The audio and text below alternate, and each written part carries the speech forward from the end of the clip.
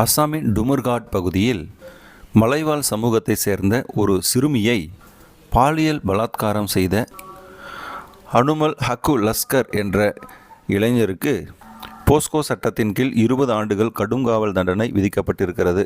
சிறுமியின் தந்தை வெளியில் சென்று விட்டிருந்த நிலையில் தாயார் சமையல் செய்து கொண்டிருந்த நிலையில் அந்த சிறுமி வீட்டில் படித்து கொண்டிருந்திருக்கிறார். சத்தமில்லாமல் வீட்டுக்குள் சென்ற அந்த இளைஞர் அந்த சிறுமியை ஆட்டோவில் கடத்தி சென்று 2 முறை அந்த சிறுமியை பலாத்காரம் செய்திருக்கிறார். அவரிடமிருந்து உயிருடன் தப்பி வந்த அந்த சிறுமி நடந்ததை பெற்றோரிடம் தெரிவிக்க பெற்றோர் போலீசில் புகார் கொடுத்திருக்கிறார்கள். விசாரணையில் அனுமல் அக்கு லஸ்கர் என்ற இஸ்லாமிய இளைஞர் கைது செய்யப்பட்டிருக்கிறார்.